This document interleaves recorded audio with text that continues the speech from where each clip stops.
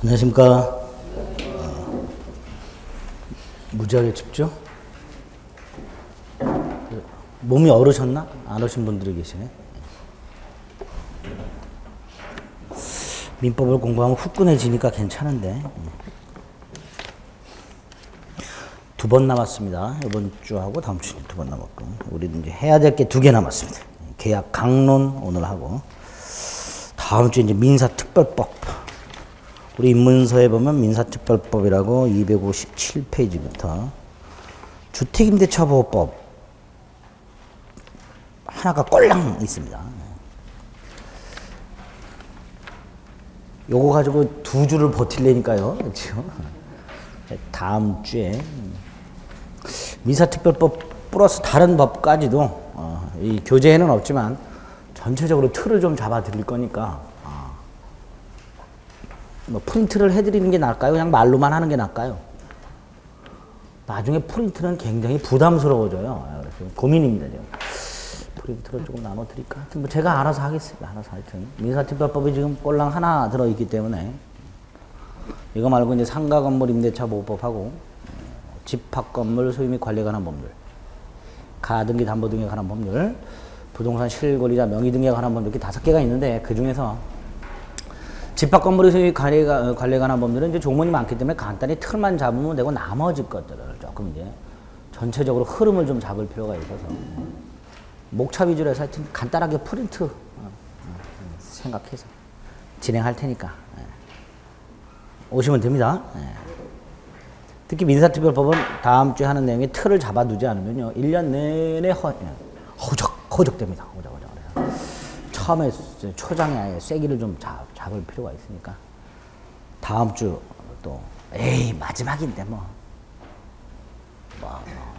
얼마나 중요한 걸 하려고 또 안 오시면 안 되고요. 오셔야 됩니다. 자, 오늘은 이제 매매계약, 계약 강론의 246페이지 매매, 임대차 두 개를 할 겁니다. 자, 매매 관련해서 이제 246페이지에 보면 제 1절에 매매라고 해서 매매 계약 속에 들어있는 목차가 좀 나와 있습니다. 매매 계약의 뜻. 예약이라는 게 하나 있고 계약금이라는 게 있죠. 계약금이 대단히 중요합니다. 근데 매매 효력이라고 되어 있는데 거기는 이제 매도인의 권리 의무와 매수인의 권리 의무가 나옵니다. 매도인의 권리 의무, 매수인의 권리 의무. 그리고 4번에 담보 책임이라고 되어 있는데 이것도 이제 굉장히 중요합니다. 굉장히 중요하지만 맨날 한 문제는 안 나오는데 기본서를 보게 되면 담보 책임의 양이 만만치가 않습니다. 만만치 않고 문제도 무지하게 어렵습니다. 그러니까 내용도 어려워요.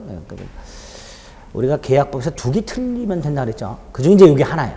틀려도 되는 경우입니다. 하여튼 강의는 하는데 못 알아듣더라도 그게 그러려니 하셔야 돼요. 이제 마지막으로 담보 환매라는 게 하나 나옵니다. 5덩어리가 되어 있고요. 그 중에서 계약금과 담보 책임 중요하고요. 환매도 중요합니다. 환매도. 다 중요하네요. 그렇죠? 자, 그러면 그 목차대로 한번 찬찬히 보겠습니다. 매매. 먼저 뜻이 나와 있죠. 매매가 뭘까요? 매매 뜻을 말하잖아요. 매매의. 매매가 뭐죠?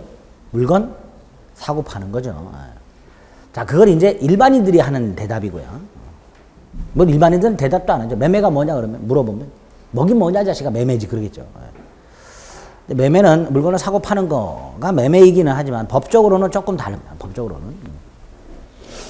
계약의 뜻을 법적으로 설명할 때는 일단 항상 이렇게 쌍무계약을 존재하고 양당사자가 존재하고 그 중에 한쪽 당사자가 무엇을 하고 반대 당사자는 무엇을 할 것인가를 항상 머릿속으로 염두에 두세요.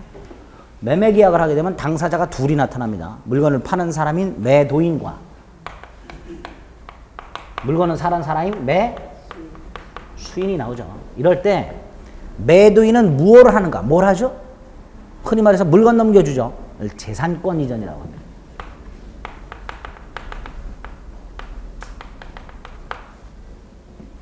매수인은 물건 값을 치르겠죠.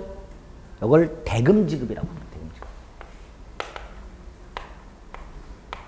그럼 이렇게 말할 수 있죠. 매매계약이란 일방 당사자는 재산권 이전을, 타방 당사자는 대금 지급을 약 약속입니다. 약정함으로 성립하는 계약을 매매계약이다라고 얘기하게 됩니다. 일방은 재산권 이전을 약정하고 타방은 대금을 지급할 것을 약정함으로써 성립하는 계약, 이걸 매매계약이라고 하게 됩니다. 자, 이때 이 재산권은요, 제가 이렇게 말씀드렸어요. 매도인이, 어느 일방이 자신의 재산권을 이전할 것을 이라고 안 그랬고 자신의 자를 쏙 뺐죠. 그 이유가 있습니다.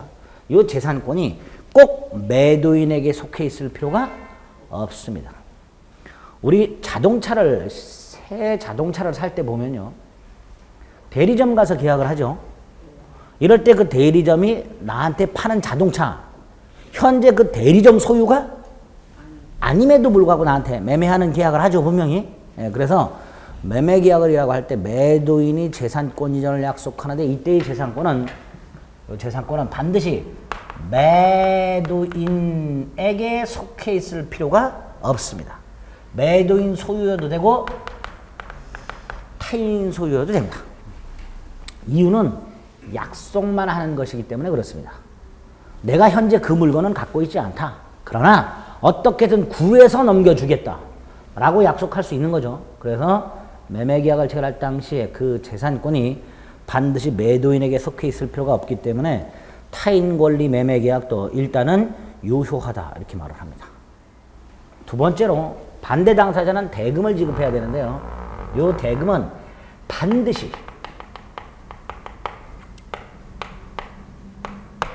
금전이어야만 합니다. 금전에 한합니다. 1억짜리 아파트를 사는데 현금이 9,900만 원밖에 없어.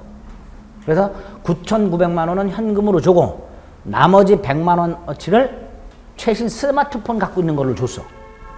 매매일까요? 아닐까요? 아닙니다.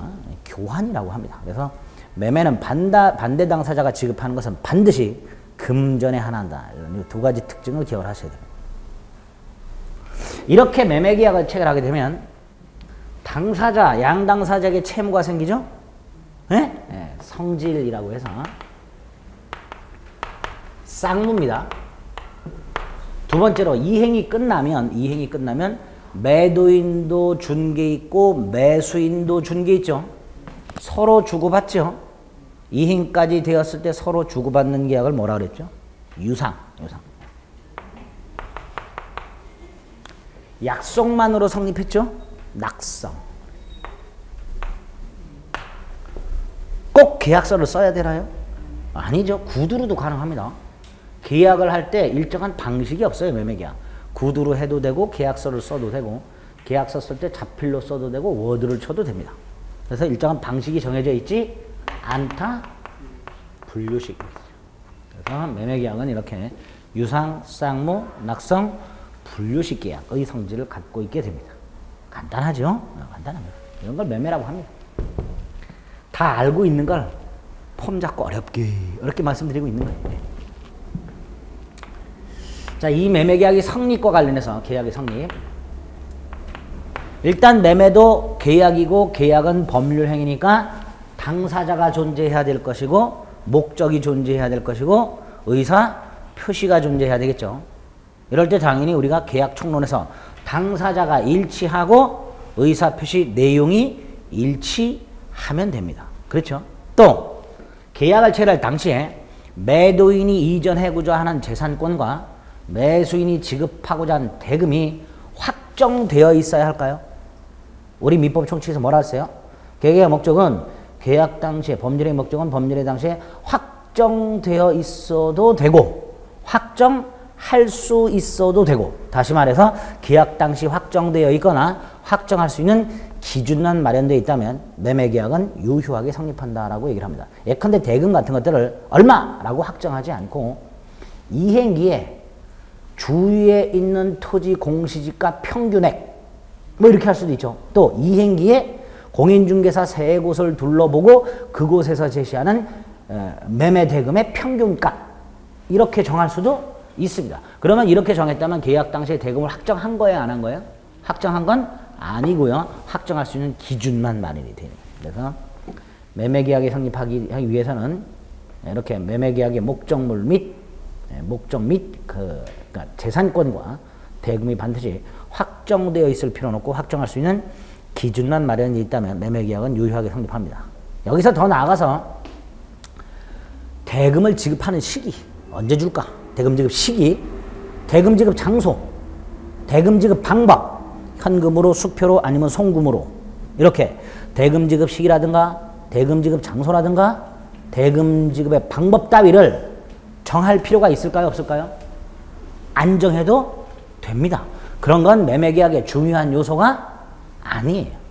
매매계약의 중요한 요소가 아니기 때문에 계약 체결 당시 아예 대금 지급 시기, 대금 지급 장소, 대금 지급 방법 따위를 확정하지 않았다 하더라도 매매계약은 그 성립에 아무런 영향을 받지 않게 됩니다.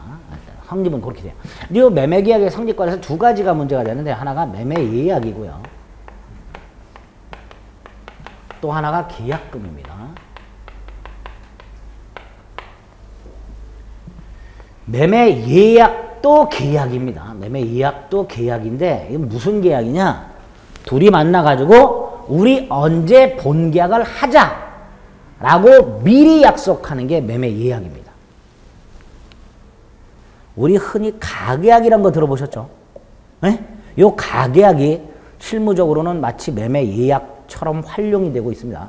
다만 이 가계약은 우리 대법원 판례 이해할 때 예약일 수도 있고 본계약인 경우도 있습니다. 가계약은. 그래서 가계약이 예약이다라고 생각하시면 안 되고요.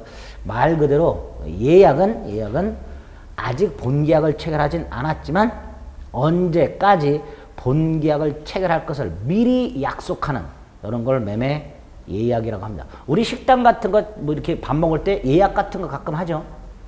그죠? 본계약이 뭐예요? 식당에. 식당 본계약이 뭐죠? 앉아가지고 음식 주문하는 게 본계약이죠. 그걸 미리 며칠 전에 예약을 하죠. 이런 것들이 예약이에요. 언제까지 가서 본계약을 체결하겠다라고 약속하는 걸 예약이라고 하게 됩니다. 매매예약도 마찬가지로 이렇게 미리 본계약 체결을 약속할 수 있습니다. 계약이라는 거 기억하셔야 돼요. 계약. 근데 이 예약이라는 거, 매매예약을 포함하여 이 예약이라는 놈이 법적으로는 네 가지 형태가 있습니다. 쌍무예약, 편무예약, 쌍방예약, 일방예약. 몰라도 됩니다. 이렇게 네 가지 예약 형태가 있는데 우리 민법은 매매예약에서 일방예약만 규정하고 있습니다. 일방예약만, 일방예약. 그래서 앞으로 매매예약 하게 되면 일방예약이다. 이것만 기억하. 일방예약. 그럼 일방예약은 뭘까? 예를 들어서요. 각과 을이 매매예약을 했어요. 예약을 했어요. 나중에 이 약속한 대로 본계약을 체결하겠죠. 그렇죠? 근데 그 본계약 체결하는 모습이 각과 을이 예약 당사자인데 본계약이 예약 당사자의 어느 한쪽의 청약과 상대방의 승낙에 의해서 체결되는 경우도 있고요. 본계약이 어느 한쪽의 일방적 의사표시로 체결되는 경우도 있게 됩니다. 우리 식당 예약을 한번 볼게요. 갑이 내일 7시에 식당을 예약을 해놨습니다. 자, 그 날 내일 7시에 그 식당을 가요. 가가지고 예약을 해놨는데 자리 마련되어 있습니까? 라고 물어보죠. 이럴 때 식당 주인이 아니요, 마련 안 돼 있는데요. 오늘 저희 집에서는 불가능할 것 같습니다. 돌아가세요. 그럼 그렇구나. 예약까지 했는데 힘들구나. 돌아오십니까? 아니면 그 자리에서 난리를 치십니까? 난리 치죠. 왜? 분명히 전날 몇 시에 몇 명 간다고 예약을 분명히 했어요. 그러면 그 예약한 날짜에 가가지고 나는 식당 주인의 동의나 승낙을 받을 필요가 없습니다. 내가 예약한 자리 내놓으라고 일방적으로 요구할 수 있어요. 그렇죠?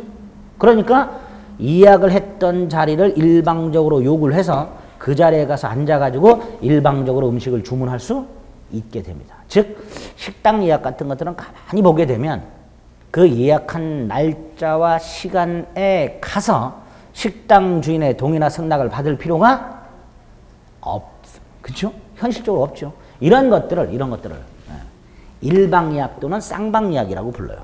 어쨌든 예약을 체결했을 때 그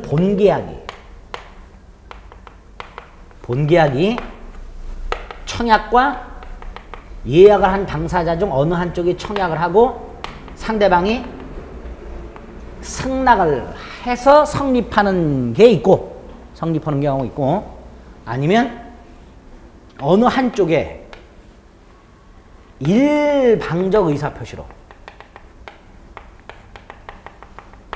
성립하는 경우가 있습니다. 예약이라는 게. 이때 위에 건 생각하지 마시고요. 이렇게 식당 예약처럼 본계약이 한쪽의 일방적 의사표시로 성립하는 경우, 이때 요거 본계약을 일방적으로 성립시키는 요 의사표시, 요거를 예약 완결권이라고 해요. 이걸 뭐라고 한다고요?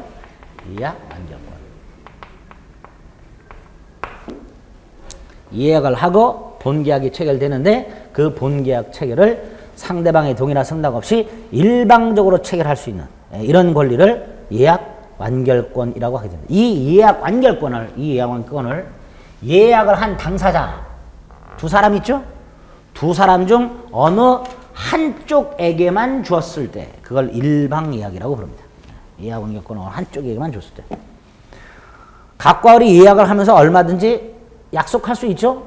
을만 예약 완결권을 행사할 수 있다. 갑만 예약 완결권을 행사할 수 있다. 이렇게 약속할 수 있어요. 이렇게 예약을 한 당사자 중 한 사람에게만 본계약을 일방적으로 체결할 수 있는 권리인 예약 완결권을 주었을 때 이런 걸 뭐라 한다? 일방 예약이라고 합니다. 그런데 매매 계약의 경우에 이런 일방 예약의 형태로 매매 계약이 이루어지는 경우는 거의 없습니다. 근데 우리 민법이 매매 예약에서 일방 예약만을 규정을 해놨어요. 예를 들어서 갑과 을이 갑이 소유하는 아파트 매매 예약을 했고 우리 민법에 있는 경우 이것처럼 예컨대 매수인에게 예약 완결권을 줬다. 그러면 정해진 날짜에 갑의 동의나 승낙이 없이도 을이 이걸 행사를 하게 되면 갑을 사이에 뭐가 체결돼 버려요? 매매 계약이 체결이 되어 버립니다. 이런 예약을 갑이라는 사람이 해줄까요? 해줄 리가 없겠지요. 그래서 매매 예약을 할 때 우리 민법이 일방 예약만 규정을 해놨지만 그 일방 예약이 실제로 현실적으로 사용되는 경우는 거의 없습니다. 거의 없습니다. 그럼 이렇게 만들어 놓은 걸 어디에 써먹을까요? 문제가 생기죠. 그렇죠? 만들어 놓긴 만들어 놨는데 잘 안 써먹는단 말이에요. 그럼 도대체 이걸 당사자들이 어디에 써먹을까? 가만히 봤더니 이렇게 써먹더라. 이걸 만들어 놨더니 이렇게 써먹어요. 갑과 을이 갑에게 돈을 빌려줘요. 금전대여. 그리고 갑이 담보를 제공합니다. 아파트를. 자, 을은 담보를 설정하려면 이 아파트에다 무슨 권을 설정하죠? 우리 지난 시간에 저당권이 있죠. 근데 저당권 말씀드렸지만 저당권을 실행해서 채권을 회수하려면 목적물을 경매해야 되고 경매했다 하더라도 지연배상 같은 것들은 원본의 이행기를 경과한 후 1년분밖에 배당을 못 받고 따라서 이 저당권을 설정했을 때 좀 저당권자는 머리가 좀 아파요. 채무자가 돈을 안 갚으면. 그러니까 금융위 같은 경우는 어쩔 수 없이 저당권이나 근저당권을 설정하겠지만 일반인의 경우에는 저당권이나 근저당권을 회피하고 다른 방법을 모색하는 사람이 생겨요. 자, 갑에게 이렇게 요구를 합니다. 내가 돈을 빌려준다. 돈을 빌려주는데 만약에 네가 돈을 못 갚으면 이 아파트의 소유권을 내놔라. 을이 그렇게 요구를 합니다. 갑이 만약에 돈이 급하다면 알았다 그러겠죠. 알았다 그래요. 근데 그 약속만으로는 을이 믿지를 않아요. 그래서 을이 갑에게 이렇게 얘기를 합니다. 우리 매매 예약을 하자. 그럼 미리 뭘 하자고요? 매매 예약을 하자. 돈을 빌려주면서 아파트에 대해서 따로 무슨 예약을 한다고요? 매매 예약을 하고요. 얘한테 예약 완결권을 줘요. 그리고 만약에 갑이 약속한 날짜에 돈을 안 갚으면 을이 예약 완결권을 행사를 해버려요. 그럼 갑과 을 사이에 뭐가 성립하게 되고 매매 계약이 성립하게 되고 을은 이미 돈을 준 상태죠. 그래 안 그래요? 그럼 얘한테 바로 이전 등기 청권이 생겨버려요. 이걸 행사하면. 그리고 을이 예약 완결권 행사했을 때 발생하는 이 이전 등기 청권 순서를 을이 미리 확보를 해요. 자, 이 미리 확보하는 장치가 뭐가 있었죠? 거등기 이렇게 그래서 갑이 담보로 제공한 갑의 아파트에 을의 이름으로 뭐가 이루어지게 된다? 가등기가. 이때 이 을 명의로 되어 있는 이 가등기는 자신이 갑에게 빌려준 돈, 이 채권을 담보할 목적으로 이루어진 가등기죠. 이걸 담보가등기라고 하거든요. 요걸 뭐라고 한다고요? 담보가등기.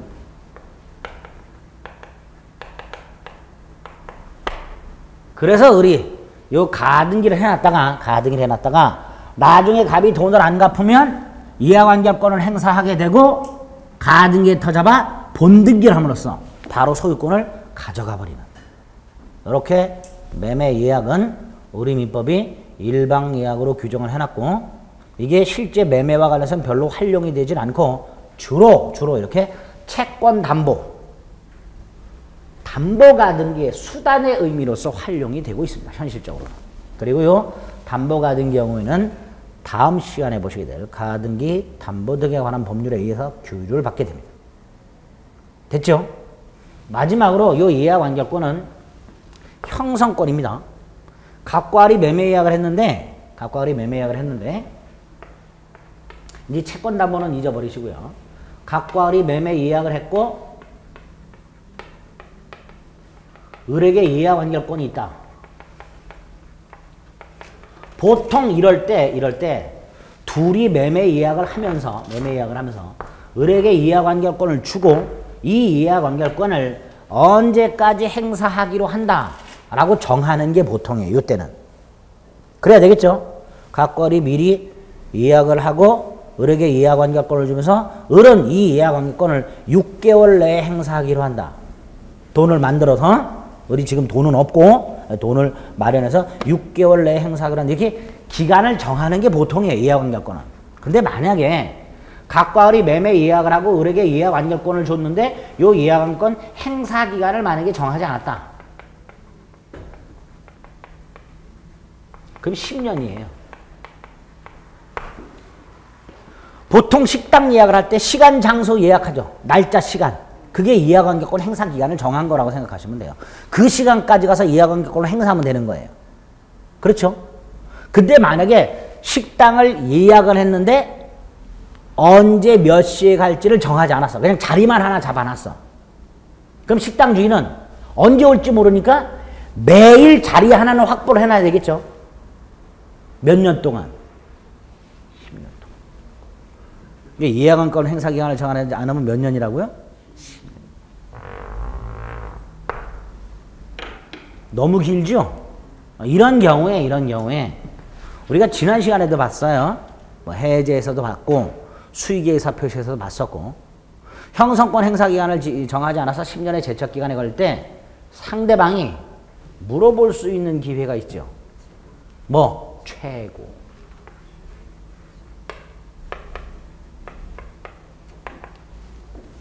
갑이 을에게 이하관계권을 가지고 있는 자에게 이하관계권을 도대체 행사할 거냐 말 거냐를 물어볼 수 있게 되어 있습니다.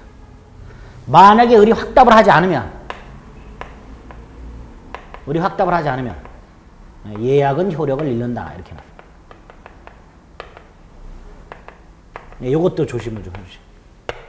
우린 이거 지난 시간에도 여러 번 봤어요. 그렇죠? 여러 개 봤어요. 뭐 제3자를 위한 계약의 수의계획사 표시에서 봤었고 해제권 행사에서 봤었고 비슷합니다. 매매 이약을 하고 일방에 이하관계권을 줬는데 그 이하관계권 행사기간을 정하지 않았다면 그 이하관계권 행사기간은 10년의 제척기간에 걸리고 따라 상대방은 이하관계권자에게 이하관계권 행사 여부에 대한 확답을 최고할 수 있고 만약에 최고로 받은 자가 확답을 하지 아니하여 완결권을 행사 여부를 확답을 최고한 자가 기간 내 확답을 받지 못하면 그 예약은 효력을 잃는다. 요거까지. 일단 매매 예약 관련해서는 예약도 계약이다. 무슨 계약이냐? 장차 본계약 체결할 것을 약속하는 거다. 그 예약에 대해서 우리 민법은 일방 예약만을 규정을 해놨고 일방 예약이란 건 예약 당사자 중 한 사람에게 예약 완결권이라는 걸 주는 경우를 일방 예약이라고 한다. 이때 이 일방 예약은 주로 담보가등기라는 채권 담보로서의 기능을 한다. 요거 하나. 두 번째로 이하관계권 행사기간을 정하지 않으면 그 이하관계권 행사기간은 10년의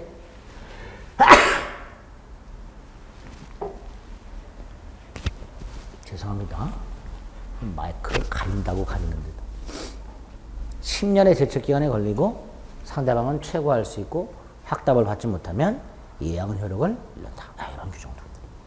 자, 이거 기억하시면 되고요. 예약은 이 두 가지 정도만 여러분들이 오늘 머릿속에 담아두시면 됩니다. 자, 중요한 계약금이 나왔네요. 계약금. 계약금 모르시는 분 없지요? 그쵸? 자, 계약금이 뭐예요? 계약할 때 주는 돈 그러죠?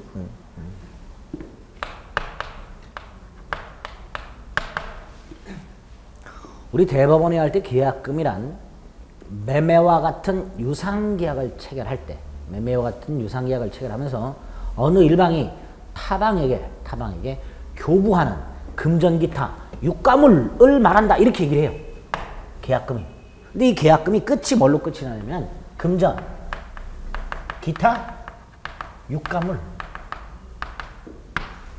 유가물도 계약금이에요. 유가물도. 예를 들어서 내가 오늘 1억짜리 매매 계약을 하러 왔는데 매도인이 계약금 1,000만 원을 요구합니다. 보통 1할 정도 요구하죠. 근데 안 갖고 왔어, 돈을. 그런데 매도인은 요구를 해. 그래서 고민하다가 타고 간 자동차가 한 시가가 지금 한 1,200만 원 정도 해. 아, 내가 지금 타고 온 자동차가 한 1,200만 원 정도 하는데 이거를 계약금으로 주겠다. 줄 수 있어요, 없어요? 타고 간 자동차를 계약금으로 줄 수 있다, 없다? 있다. 유가물도 된다. 유가물도 계약금이 된다. 매도인이 받으면 되는 거예요. 받으면. 이렇게 말씀드리면 아이 그 매도인이 안 받을 거 그거는 여러분들이 걱정할 게 아니야. 매도인이 받을지 안 받을지는 여러분이 걱정할 게 아니고 매수인이 걱정해야 될 거야. 일단은 계약금으로 줄 수 있다. 될 수 있다. 자, 이 상태에서 만약에 나중에 이행이 끝났어요. 자동차 돌려받아요? 대금 일부로 충당해요? 자동차를 만약에 계약금으로 줬어요. 대금 일부에 충당을 해버려요? 돌려받아요? 대금 일부로 충당해버리면 그건 매매가?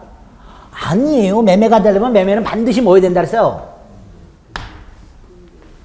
제가 1억에 매수했어. 계약금을 자동차를 줬어. 나중에 1억을 줘야 되는 자동차값 빼고 8,800만 원을 줘. 어떻게 해요? 1억을 줘야죠. 그래 안 그래요? 그럼 계약금으로 줬던 자동차는 어떻게 해야 돼? 돌려? 받아야 되죠. 머릿속에 박으셔야 돼. 예. 우리가 알고 있는 일반 상식을 완전히 깨는 내용이 계약금에 들어있습니다. 계약금은 유가물도 계약금이 됩니다. 따라서 매매 대금 일부의 성질이 있다 없다? 계약금은 매매 대금의 일부의 성질이 있다 없다? 없다! 좀 전에 자동차도 계약금이 되는데 그러니까 자동차도 계약금이 된다 그랬잖아요. 자동차를 계약금으로 줬어 지금. 괜찮아요. 지금 여러분들은 기존 계약금에 사로잡혀 있어요. 대금 일부에 충당한 기존 계약금에 사로잡혀 있단 말이에요. 근데 지금 저는 계약금을 뭐를 줬어요? 자동차. 이건 대금 일부의 성질이 있다 없다? 없다. 따라서 계약이 이행되면 계약금은 어떻게 해야 된다? 에? 돌려줘야 한다. 반환이 원칙입니다. 실제로 시험 지문에 매매계약을 통해서 계약금을 지급한 경우 계약이 이행되면 계약금은 대금 일부에 충당한다. X. 틀린 지문. 반환하여야 한다. O. 기출지문. 상식을 깨세요. 상식을 깨야 돼, 이 계약금은요. 안 그러면 어려워집니다, 이 계약금은. 우리 대법원이 유가물까지도 계약금이 될 수 있도록 해놨기 때문에 만약에 이런 자동차와 같은 유가물을 계약금으로 지급했다면 당연히 대금 일부의 성질은 없는 것이고 계약이 이행되면 돌려줘야 하는 게 원칙이고 머릿속에 박으셔야 됩니다. 계약금은 대금 일부 성질이 있다 없다? 없다. 따라서 계약이 이행되면 계약금은 돌려줘야 하는 게 원칙이다. 이렇게 머릿속에 아예 박으셔야 됩니다. 나는 1억짜리 사면서 1,000만 원 계약금 주고 나중에 그걸 대금 일부로 충당하고 잔금은 9천만 원밖에 안 줬는데 그건 그렇게 합의한 거예요. 그건 그렇게 합의한 거예요. 원칙은 돌려주는 겁니다. FM대로라면 1억 매매했고 1,000만 원을 계약금을 줬어요. 나중에 1억을 주면서 1,000만 원 돌려받는 게 FM입니다. 무슨 말인지 아시겠죠? 두 번째로 매매와 같은 계약을 하면서 계약금을 꼭 주나요? 계약금을 꼭 주나요? 반드시? 매매계약 속에 계약금이 반드시 포함되어 있나요? 아니죠. 우리 마트 가갖고 물건 살 때, 껌 한 통 살 때 계약금 주고 뭐 나중에 잔금 안 그러죠? 한 방에 돈 다 줘버려요. 실제로 매매는 이렇게 계약금 없이 매매하는 경우가 훨씬 많습니다. 훨씬 많습니다. 반대로 매매를 하면서 계약금을 주고 받으려면 당연히 계약금을 주고 받기로 하는 별도의 약속을 따로 해야 돼요. 마트 가서 껌 한 통 살 때 계약금과 관련된 약속을 해요, 안 해요? 안 하지요. 근데 부동산 같은 거 매매할 때는 보통 하지요. 계약금 얼마. 이렇게 마트 가서 물건 살 때는 계약금에 대해서는 전혀 언급을 하지 않지만 부동산 같은 거 매매할 때는 계약금을 얼마를 주기로 한다라고 약속을 분명히 한단 말이죠. 이럴 때 마트에서 물건 살 때는 안 했던, 그러나 부동산을 매매할 때는 하게 되는 계약금 얼마를 주기로 한다. 이게 도대체 뭐냐? 이걸 계약금 계약이라고 하는 거예요. 따로. 계약금 계약, 매매 계약 속에 반드시 포함되어 있냐? 아니라 그랬죠. 마트에서 물건 살 때는 계약금 전혀 언급도 하지 않는다 그랬습니다. 따라서 이 계약금 계약은 매매 계약과는 별개의 독립된 계약이에요. 다만 매매 계약을 하지 않았다면 계약금 계약을 굳이 했을 리가 없죠. 그래서 매매 계약에 부수하여 체결되는 종된 계약입니다. 계약금 계약은 매매 계약과는 별개의 계약이고요. 다만 계약금 계약만 하는 경우는 없고 매매 계약에 부수하여 계약금 계약을 하기 때문에 계약금 계약은 매매 계약과는 독립된 계약이지만 종된 계약이다라고 얘기를 해요. 종된 계약이라면 어떤 의미가 있는가? 매매 계약의 효력이 상실되면 계약금 계약도 따라서 효력이 상실이 됩니다. 두 번째, 독립된 계약이란 건 매매 계약과 반드시 동시에 할 필요가 없고 오늘은 매매 계약하고 이틀 있다가 계약금 계약 따로 할 수도 있습니다. 따로 할 수도 있다. 보통은 매매 계약을 할 때 한날 한시에 하지만 반드시 그렇게 해야 되는 건 아니더라. 왜? 독립된 계약이니까. 됐죠? 제일 중요한 게 요물계약. 요물계약. 무슨 계약? 요물계약이 뭐였었죠? 지난 시간에 요물계약 제가 설명을 드렸었는데 현상광고계약을 설명드리면서 청약과 승낙의 의사합치만으로 즉 약속만으로 성립하지 않고 뭔가를 이행해야만 성립하는 계약을 요물계약이라고 그랬습니다. 계약금 계약이 그 요물계약에 해당이 돼요. 따라서 계약금을요 얼마를 주겠다라고 약속만으로는 계약금 계약이 성립하지 않아요. 계약금을 줘야 성립해. 줘야. 주고받아야. 갑과 을이 보세요. 1월 10일 날 매매를 했고요. 매매하면서 계약금 계약이라고 계약금 약정을 했어요. 뭐라고 약정을 했냐 하면 1월 15일 날 자 매매는 1억이고요. 1월 15일 날 1천을 계약금으로 지급하기로 약속을 했습니다. 약속. 1월 10일 날 매매를 하면서 1월 10일 날 매매를 하면서 대금을 1억으로 정하고 엔드 계약금은 1월 15일 날 주기로 약속을 했어요. 계약금 계약이 성립됐어요? 안 됐어요? 안 됐죠? 왜? 약속만으로는 계약금 계약은 성립하지 않습니다. 않습니다. 그러면 만약에 을이 1월 15일 날 약속한 대로 계약금을 주지 않을 때 갑이 을에게 약속대로 계약금 달라고 요구할 수 있을까요? 없을까요? 1월 15일 날? 없어요. 왜? 계약금 계약 자체가 성립하지 않았습니다. 근데 또 이렇게 약속하고 달라 그랬더니 주던데요? 그건 준 거야 그냥 그 사람이. 달라고 할 수 있는 권리는 없어요 법적으로. 계약금 계약은 계약금을 주기로 하는 약속만은 성립하지 않고 계약금을 주고 받아야만 성립하게 되는 요물계약입니다. 요물계약. 그러면 이렇게 만약에 1월 10일 날 매매 계약을 했고 1월 15일 날 계약금을 주기로 약속만 했다. 이것만 갖고는 계약금 계약이 아니다. 1월 15일이 됐는데 을이 갑에게 계약금을 주고 갑이 받았다. 그러면 계약금 계약이 성립한 거예요. 이렇게 됩니다.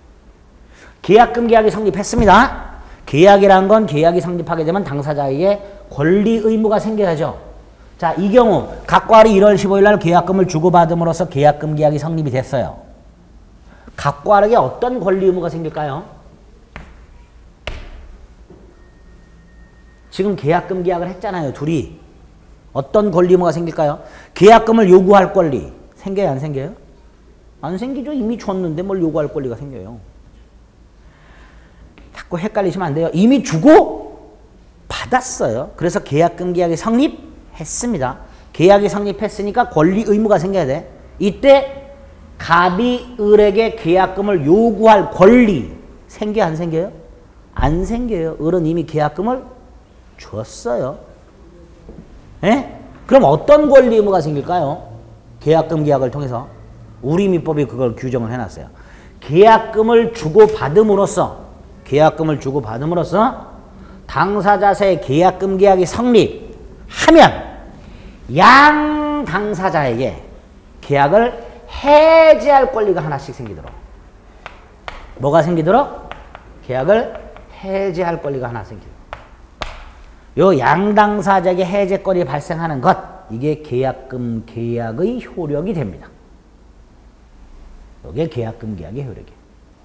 이때 요 계약금을 해약금이라고 부르게 되는 거예요. 해약금.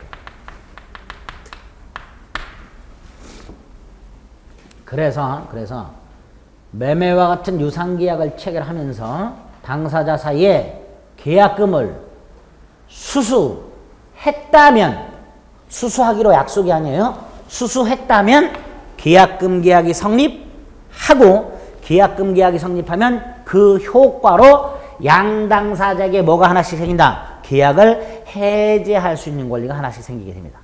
이때 이 해제권이 계약금 계약이라는 당사자 간의 계약을 통해서 생겼기 때문에 이 해제권을 약정해제권의 일종으로 얘기하게 되는 거예요. 제가 지난 시간에 약정해제권 얘기할 때 매매 계약금 가서 다시 한번 봅니다. 그랬었어요. 이거예요. 당사자 간의 계약금 계약을 통해서. 자, 두 번째로 그럼 이 계약금은 도대체 어떤 기능이 있길래, 계약금의 기능. 당사자들이 계약금을 주고받을까? 일단 가장 기본적인 기능이 증약금이에요. 무슨 금? 증약금이 뭐예요? 계약을 했다는 증거. 당사자 간에 계약서를 작성한 적이 없어요. 그런데 매수인이 계약금을 줬다는 영수증을 갖고 있어. 그러면 당사자 간에 매매 계약이 있었다라고 인정을 해버립니다. 그걸 증약금이라고 해요. 가장 최소한의 성질입니다. 두 번째, 우리 민법이 부여한 게 무슨 성질이 있어요? 해약금. 해약금. 마지막이요. 갑과 을이 1억 매매를 했어요. 계약금을 1,000만 원을 주고 받았습니다. 계약금 계약이 체결됐죠? 이럴 때 갑이 특약을 요구해. 특약. 뭐라고 특약을 요구하냐? 을이 잔금을 제때 치르지 아니하면 계약은 해제하고 계약금은 갑이 몰수하기로 한다. 이렇게 특약할 수 있죠? 그렇죠? 계약을 위반했잖아요. 을이. 그럼 계약금을 몰수하죠. 이렇게 계약 위반과 계약금을 결합시키는 특약을 하게 되면 이때 위약금의 성격을 갖게 됩니다. 이때. 지난 시간에 계약 해지에서도 말씀드렸어요. 만약에 을이 계약금을 1,000만 원을 준 상태에서 이행을 제대로 하지 않았다. 갑이 계약을 해지했다. 계약금을 손해배상으로 충당할 수가 없고 돌려줘야 하는 게 원칙이다. 만약에 갑이 계약금을 돌려주기 싫다면 뭘 해야 된다? 특약을 해야 된다 그랬어요. 이렇게 계약금을 위약과 결합시켜버리면 그 계약금은 무슨 성격을 갖게 된다? 위약금의 성격을 갖게 됩니다. 근데 민법상 위약금이 두 가지 형태가 있어요. 손해배상액의 예정과 위약벌 두 가지가 있습니다. 나중에 말씀드릴게요. 지금은 어려우니까. 일단 계약금은 이렇게 세 가지 기능이 있는데요. 이거는 그냥 기본적인 기능이고요. 이건 민법이 부여한 거고요. 특히 요 놈은 반드시 뭐가 있어야 당사자 간의 계약금을 위약금을 하는 특약이 있을 때에만 이 성질을 갖게 됩니다.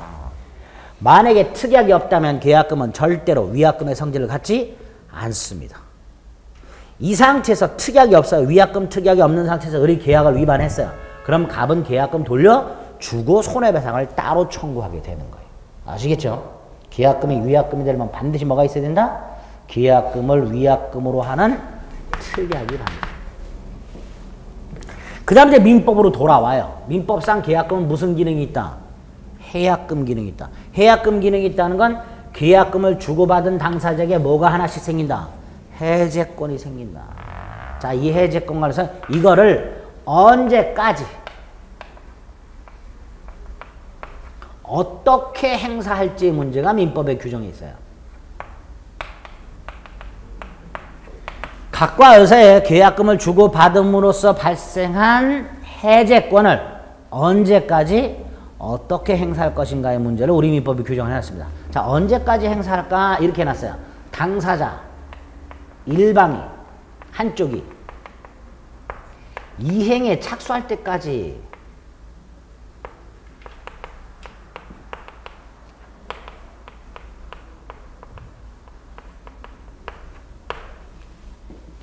계약금을 주고받은 당사자 중 어느 한쪽이 이행에 착수할 때까지만 행사해. 뒤집으면 한 놈이라도 이행을 착수하면 이 해제권은 행사할 수가 없어요. 네? 당연히 이게 언제까지인지가 애매하죠. 이행 착수라는 게 도대체 뭐냐. 이거 시험 문제네요. 이행 착수. 대법원도 다툼이 여기서 생겨요. 이게 이행 착수인지 아닌지. 왜? 만약에 갑이나 을 둘 중에 한 사람이라도 이행을 착수해버리면 이 해제권을 행사할 수가 없고, 이행을 착수하지 않았다면 저 해제권을 행사할 수 있기 때문에 과연 갑과 을의 행동이 이행 착수인지 아닌지가 대단히 어렵습니다. 이때 우리 대법원이 명백하게 이행 착수다라고 보고 있는 게 있어요. 뭐냐? 매수인이 중도금의 전부 또는 일부를, 매수인이 중도금의 전부 또는 일부를 현금, 자기압수표, 은행 발행어음 따위로 지급했을 때 이걸 이행 착수로 봅니다.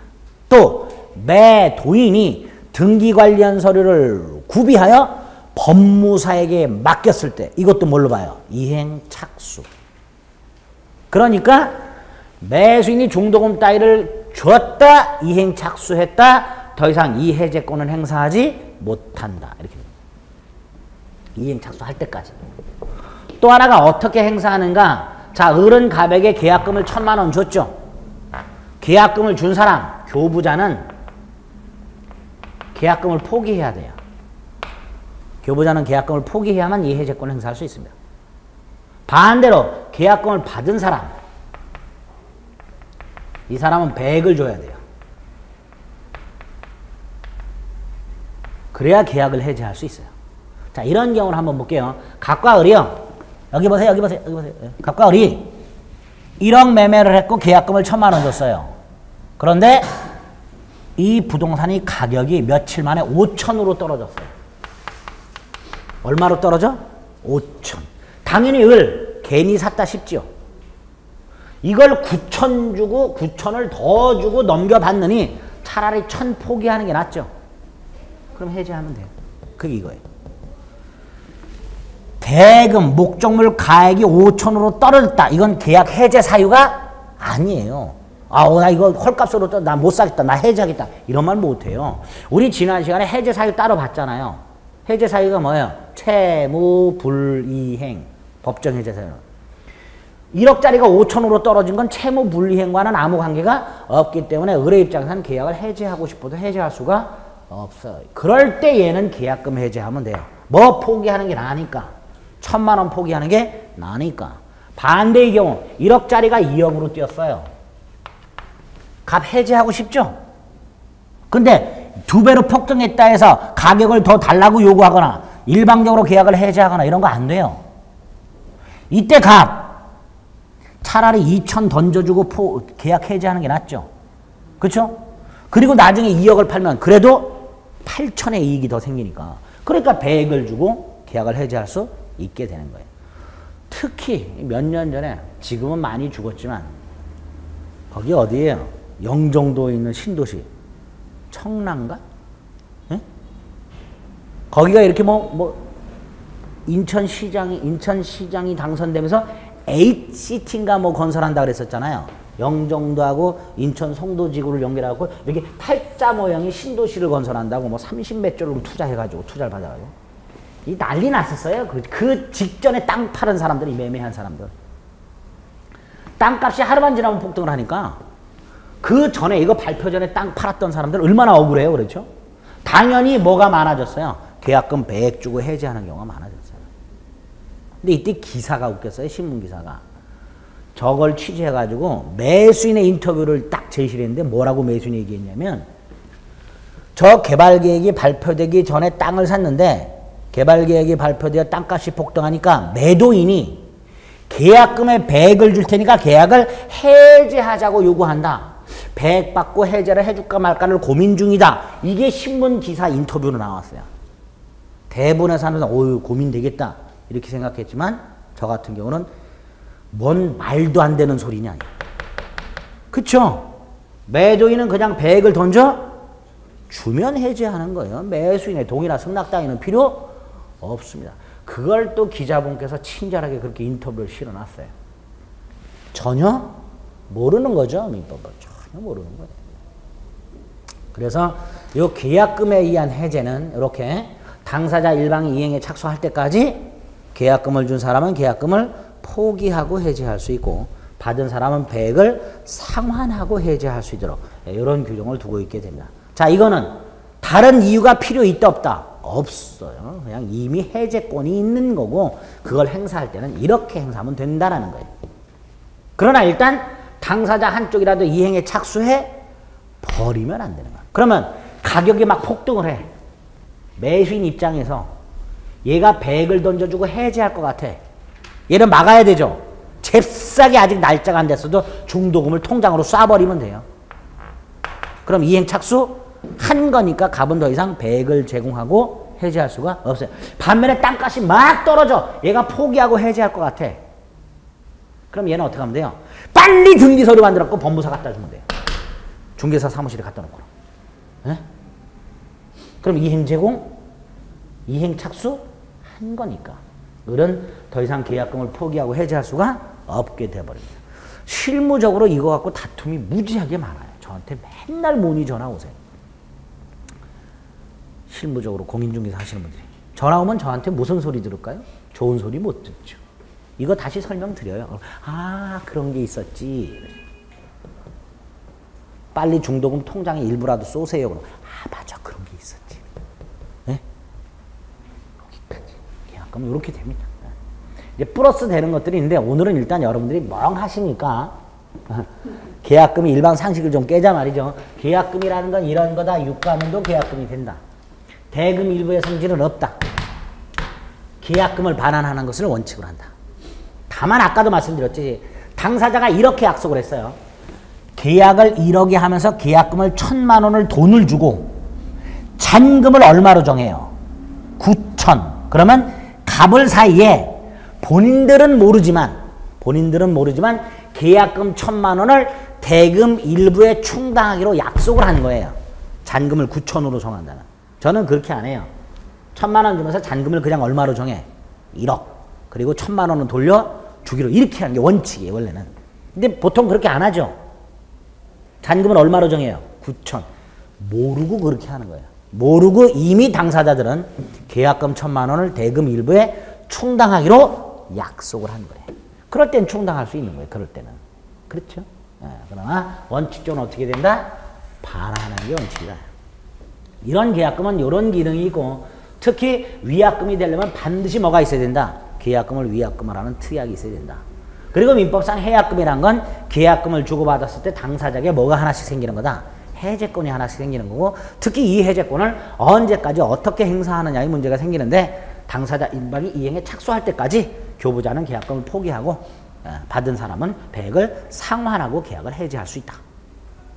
이렇게까지만 머릿속에 딱 넣어두시면 돼. 됐죠?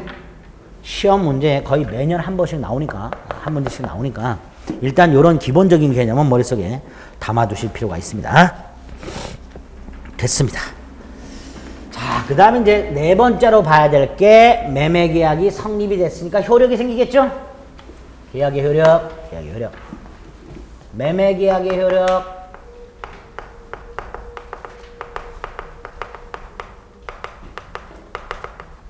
매매계약의 효력이란 건 매도인의 권리 의무, 매수인의 권리 의무를 말했어요.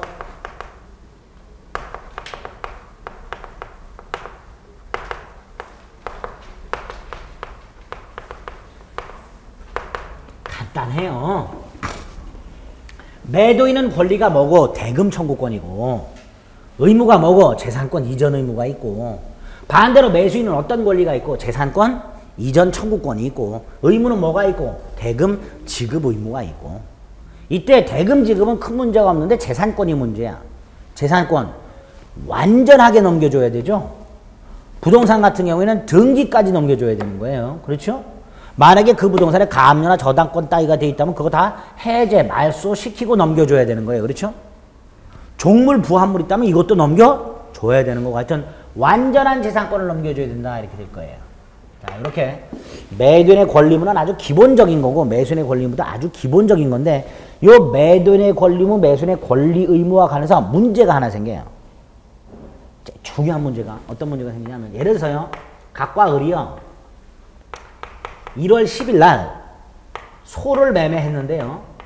이행은 1월 20일 날 하기로 했어요. 그런데 이 소가 1월 15일 날 송아지를 낳았어요. 이 송아지는 소의 과실입니다. 과실.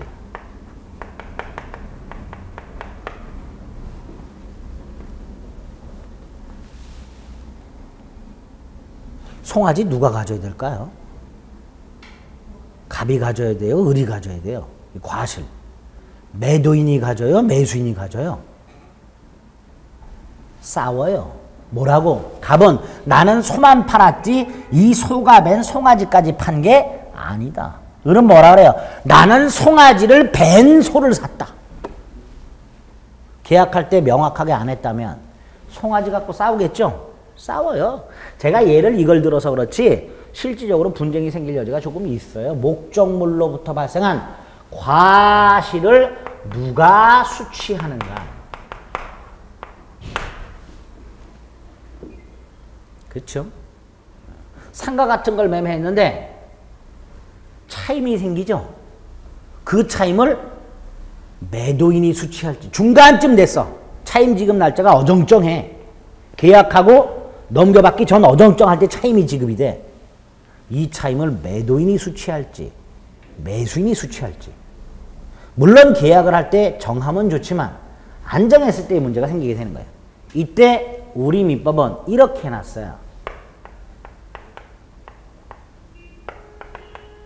목적물을 인도하기 전과 후로 나눠서 인도하기 전에는 누가? 매도인이. 인도한 후에는 누가? 매수인. 그럼 이 경우 1월 10일 날 소매매 계약을 했다. 넘겨주는 건 1월 20일 날 넘겨주기로 했다. 아직 안 넘겨줬죠. 그러니까 이 송아지는 누가 수취해요? 갑이. 그런데 을이 1월 10일 날 소매매 계약을 할 때 갑이 말을 안 하는데 딱 송아지의 배를, 소의 배를 봤더니 배가 불룩해. 분명히 저 속에 송아지가 들어있는 것 같아. 갑이 말을 안 하는 거야. 일부러. 안 할 수도 있죠. 을이 물어봤더니 아예 많이 처먹어서 배가 부르다 그래. 근데 을이 봤을 때는 거의 100% 송아지야. 그렇다고 해서 혹시 이거 송아지 들어있는 거 아니냐라고 말을 꺼내면 얘가 값을 올릴 것 같아. 그럴 수 있겠죠. 송아지도 달라 어쩌고 그러면 을이 고민합니다. 어떻게 하면 좋을까? 저한테 왔어요. 제가 한마디 했어. 1월 10일 날 대금을 전부 지급해라. 그러면 그 과실은 누가 수취한다? 이 판례. 여기 하나 따로 있어요. 이게 시험 문제 많이 나와요. 목적물을 인도하기 전에는 매도인이 수취하고 인도한 후에는 매수인이 수취하지만 우리 판례 아직 인도하기 전이라도 대금을 전부 지급했다면 누가 수취한다? 매수인. 그래서 을이 이렇게 소를 봤을 때 송아지를 뵌 게 분명하다면 갑이 괜찮다 그래도 1월 12일 대금을 다 줘버려요. 그러면 그 다음에 나오는 송아지도 누구께? 을 소유가 되어버립니다. 여기 우리 판례. 요거 하나 따로. 매매계약의 효력이란 매도인의 권리무, 매수인의 권리무를 말하는데 그 구체적인 내용은 나중에 조문 기본서 갖고 확인하시면 되고 오늘은 매매 목적물로부터 발생한 과실을 누가 수취하는가 요거 하나만 좀 정확하게 머릿속에 떠올리시면 돼요. 그 다음에 중요하고 어려운 게 담보 책임이라는 게 하나 나옵니다. 담보 책임.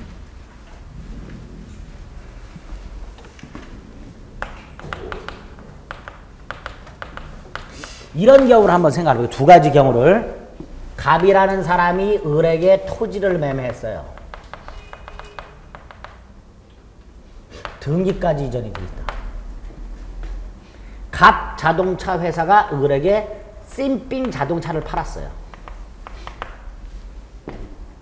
근데 밑에 거부터 을이 자동차를 새로 사가지고요. 몰고 나갔습니다. 중고자동차도 아니고 지금 바로 생산된 지 얼마 안 된 임시번호판이 달린 따끈따끈한 자동차예요. 타고 나가서 열심히 밟았습니다. 근데 이 자동차가 100km를 넘는 순간 시동이 퍽 꺼져. 이상하다. 세워서 시동 건 다음에 다시 한번 100km를 넘어갔더니 여전히 100km만 넘으면 시동이 퍽퍽 꺼져요. 당연히 자동차 회사에 가서 따지겠죠. 자동차 회사 책임 져야 돼요? 책임 안 져도 돼요? 책임져야 되겠죠. 그런데 지난 시간에도 말씀드렸지만 우리 민법상 책임을 지려면 책임질 만한 사유, 귀책사유라는 게 있어야 돼요. 그 귀책사유가 뭐였었죠? 고의 또는 과실. 제가 그래서 지난 시간에 벼락의 얘기까지 했었잖아요. 기억나세요? 자, 각 자동차 회사가 책임을 지려면요. 일부러 고의 일부러 100km 넘으면 자동차 시동이 퍽퍽 꺼지게 만들었어야 돼. 얘가. 그랬을까요? 그랬을 리는 없겠죠. 그럼 과실은 게 뭐예요? 부주의. 이 자동차가 조금만 출고하기 전에 조금만 조심해서 살펴봤더라면 100km 넘으면 시동이 퍽퍽 꺼지는 자동차라는 걸 알 수 있었음에도 불구하고 자동차 회사가 그걸 제대로 확인하지 않아서 시동이 퍽퍽 꺼지는 자동차를 출고했을까요? 즉 자동차 회사에 과실이 있을까요? 과실도 없어요. 자동차 출고하기 전에 전수조사라고 그날 출고되는 자동차 몇 개 딱 찍어갖고 제대로 기능이 돌아가는지 다 확인하고 출고합니다. 불량품 같은 건 아예 출고를 하질 않아요. 다시 말해서 자동차 회사에서는 확인할 거 다 확인하고 출고한 거예요. 따라서 고의는 당연히 없고 뭐도 없어요. 과실도 없어요. 그럼 책임져요? 안 져요? 안 지는 게 원칙이라고 했습니다. 우리 민법상 책임을 지려면 고의 또는 과실이 있어야 되는데 지금 말씀드렸지만 자동차 회사는 고의도 없고 과실도 없습니다. 그러면 을은 100km 안 넘게 타고 다녀야죠. 98km 정도까지만. 예. 그래야 될 거 아니에요. 갑이 책임 안 지니까. 그래요? 안 그래요? 네, 그렇습니다. 또 하나. 갑이 을에게 토지를 팔아서 등기를 넘겨줬는데 이 토지가 어떤 과정을 거쳐서 갑소유가 됐냐면 갑이 병한테서 샀었어요. 그 전에 병은 정한테 샀어요. 그래서 순차적으로 정병 매매가 있었고 병갑 매매가 있었고 갑을 매매가 있었던 상황이에요. 그런데 뿔싸 정병이 매매할 때 정이 만취 있었어요. 정병이 매매를 할 때 만취 있었다면 정병 매매는 무효가 되고 따라서 병은 소유권을 취득할 수 없으며 당연히 갑도 소유권을 취득할 수 없고 결국 을도 소유권을 취득할 수 없게 돼요. 예, 황당하죠? 누가 더 황당해요? 예. 자, 갑은 을에게 아까 뭐라 했어요? 갑을 사유관계에서 보면 갑이 매도인이잖아요. 매도인은 완전한 재산권을 넘겨줄 의무가 있다 그랬죠. 근데 이 경우에는 아예 재산권을 넘겨줄 수가 없지요. 이때 갑에게 잘못이 있어요, 없어요? 없지요. 갑이 자기 전전 매매, 정과 병이 매매를 할 때 정이 만취해 있었다는 걸 알았을 리가 없을 거 아니에요. 결국 이 경우에도 갑이 을에게 토지에 대한 권리를 넘겨줄 수 없게 되었는데 갑에게는 고의도 없고 과실도 없어요. 그럼 을의 입장에서 갑에게 책임을 추궁해야 되는데 추궁할 수가 없게 됩니다. 이런 경우가 생겨요. 매매를 하다 보면. 그렇죠? 아직 안 당해보셔서 모르지만요. 실제 이런 거 당한 사람들 보면요. 막 속이 터져요. 그런데 다행스럽게도 우리 민법은 매도인은 매수인에게 완전한 재산권을 넘겨줄 의무가 있다라고 얘기를 하고요.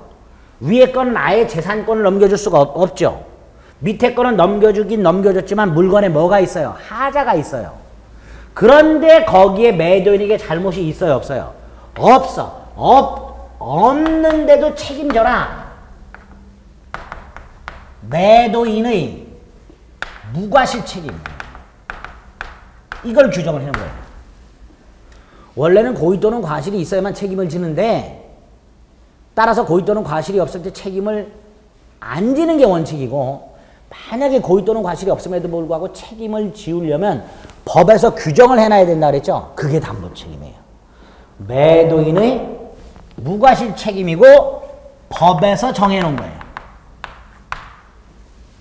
그래서 매도인이 매수인에게 재산권을 넘겨주지 못하거나 이런 경우처럼 또는 재산권을 넘겨주긴 넘겨줬지만 그 물건에 하자가 있거나 둘 중에 하나 and 매도인에게 고의도 없고 과실도 없지만 그 매도인이 매수인에 대해서 부담하는 책임을 뭐라 한다? 담보 책임이라 한다. 개념 잡았죠? 네? 네, 개념. 구체적으로 어떤 담보 책임을 지는지는 잠시 쉬었다 하겠습니다.